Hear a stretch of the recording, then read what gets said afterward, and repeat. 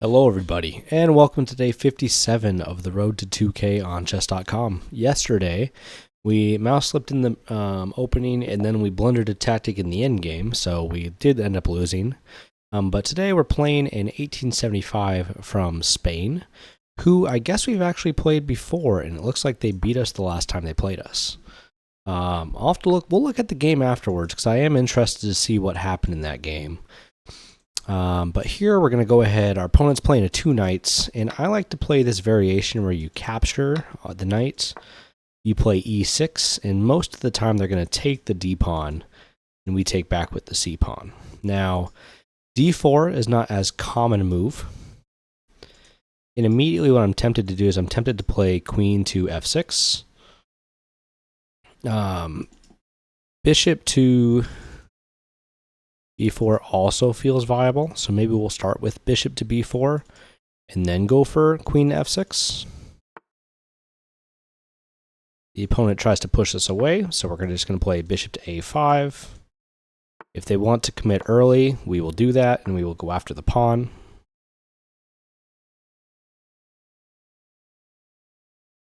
Now here, it's kind of an interesting situation. I am exceptionally tempted to play queen to f6. But after queen to f6, queen takes, knight takes, e5. Do we actually want to play knight to d7? Or maybe are we going to reroute with knight g and then back to e5, e7? I think we're going to go for it. We're just going to try and kill the position a little bit because we're not as familiar with the 2 knights variation.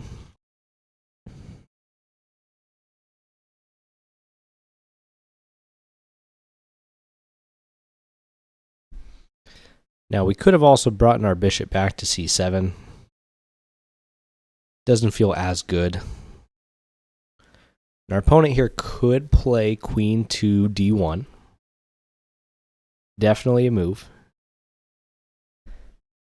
But at that point, I guess I'd consider taking the pawn. After knight back, maybe. Okay. So that solves that. Are they going to push the pawn forward? They take in the center.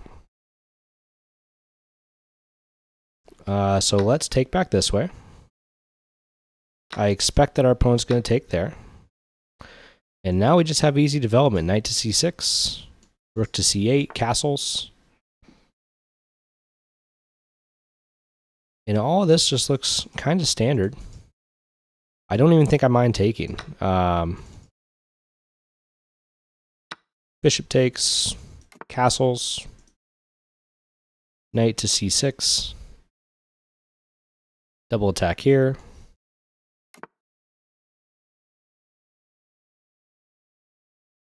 Now that's a blunder. I think we can pretty promptly punish with rook to c8. And there is no way to defend that bishop.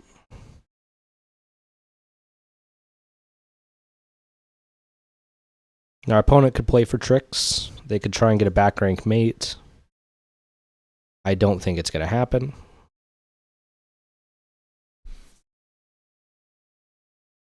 But I'm feeling a little bit more sharp today than I was on our previous episode. So rook captures c4. The pawn comes up. I think we're going to take the bishop off.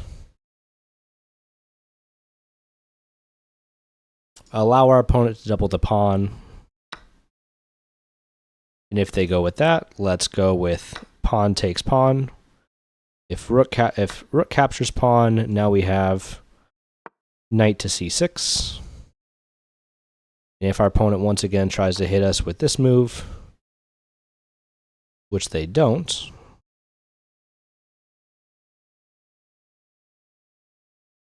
maybe just rook to e4.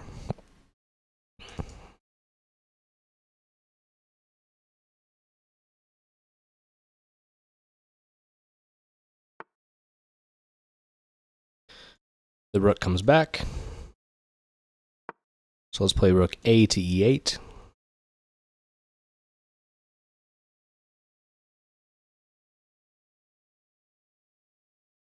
And I am feeling pretty in control of this game, being up a full piece.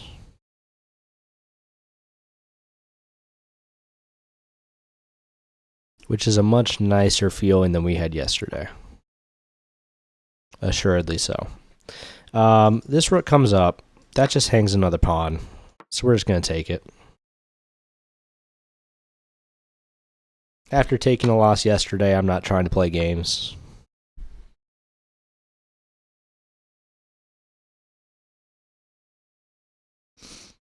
You can take this pawn. So I think we'll do that. They're going to try and kick away our knight.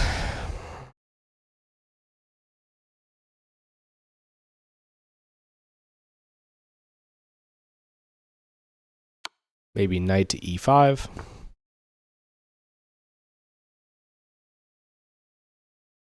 And knight to G6. H6 is on the books soon. And all we need to do is not let this B pawn promote. Is really the only thing I'm looking for here.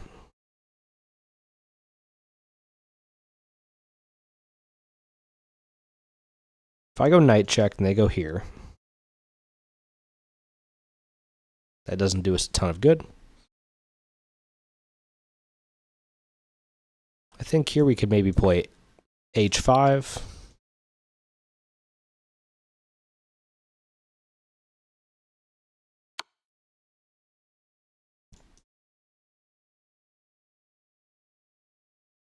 Let's play knight to F8 to hold on to this pawn. I expect our opponent could play rook to B8.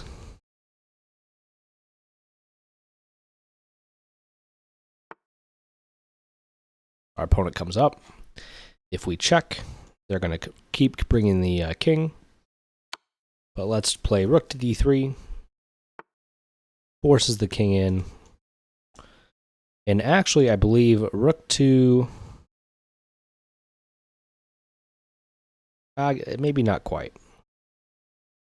Let's go with rook to E3 first. Rook to E6.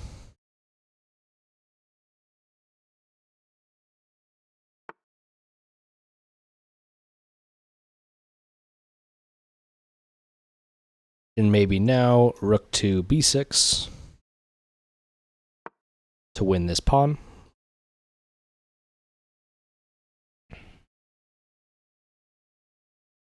It's almost a stalemate, so we do need to be a little bit careful, but they do have a rook, so we should be good.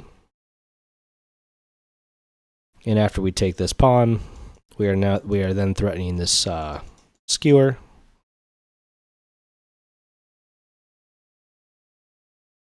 So there shouldn't be much that's scary here. And our opponent does resign in that position. So let's look at the game review, and then we'll go ahead and we'll look at the game that we played with that opponent previously. So we play within 96 today, and our opponent played within 90%. The Caro-Kann, it's a 2 knights variation, and this is theory. Now, d4, I guess, is still book move.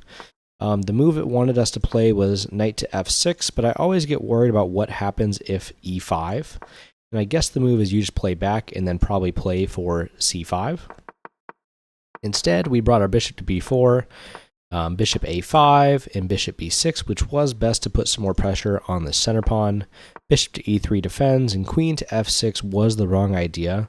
We did look temporarily at knight to d7, but I dismissed it because I didn't see where the knight was going to go next. After our opponent took with f6, we did knight takes, and they went e takes d5, which we immediately thought was wrong. We played knight takes first to try and get our pawns in a better position, really controlling that light square complex. c4 we traded off and castled, just trying to get out of the position. Now with the queens being off, what we could do here is king to e7, which also makes sense, is it allows our rook to very quickly become active. However, our opponent castled, and we found rook to c8, which is the punishing move immediately, winning the bishop. After d5, we took off the bishop to trade. took the pawn in the center, and now they are threatening checkmate in one if we are not careful with the rook. So instead, knight to c6. And here, I did expect them to double their rooks. However, what we can do here is we can probably just play a move like g6 to create a luff for the king. Instead, they opted to go after our rook. We played rook e4, and we won a pawn, trading off our first pair of rooks. And with these endgames, to convert quickly is I'm just trying to get through the position as quickly as possible. We took a free pawn, we allowed some counterplay with b5, and we brought our knight all the way back. Then in this position, we played h5, which may have been correct, may have been incorrect. I was initially looking at the move actually of knight to f4, but I did dismiss knight f4 after king to e4 because I didn't see the correct variation. Now I suppose here we can play rook to a4 check. The opponent's best move is to come back, and then now we can we? No, we can't. g6, king up, and we still can't play this check. So knight to h5, and the king can keep running in. I have to imagine the rook's going to slide over at some point, as long as we don't get mated. But instead, h5, rook c8, knight f8, king d6, and we chased their king away until we got to this position where we were attacking their b pawn, which was really their last big threat in the position. Here, play probably could have continued with a move like rook to a8, rook takes, and in this position, you bring the knight back out to start targeting these other pawns. You can maybe play even just, rook to b6, and then hang on to the pawn this way. Here, you do lose a pawn after rook takes and king captures f8, but what are you going to do? But nonetheless, our opponent resigned. Now, we did mention that in a previous game, we played this person. So our record against them is 1-1, and it actually looks like we played them on July 14th of this year, and they were a little bit stronger at that time. And these are always fun to look back, is we actually played a Caro-Kann, we played a Karpov variation against them at that point, where we traded off to damage their pawns in this, around the king. And they really just, consolidated this position as we didn't know where we were going. I think this was one of my first times really experimenting with the Karpov. And you can already see, even a few months ago, is I'm just super indecisive with where I want to do this queen, where I want this knight to live. And I gave my opponent a lot of tempo here. I hung a pawn, they brought all the pieces in, and actually now that I see this, I do remember playing this game. It was pretty embarrassing the way I lost, but alas, they take on g8 and we lose. But you know what? That's what happens. So thank you everyone for watching. If you have comments on how I played or how I can improve, leave it on down below. If you enjoyed the video, hit the like button. And then finally, check the subscribe button. Make sure that you're subscribed, and that'll help you to make sure that you don't miss any of my future videos. And on that note, I will see you guys on the next episode.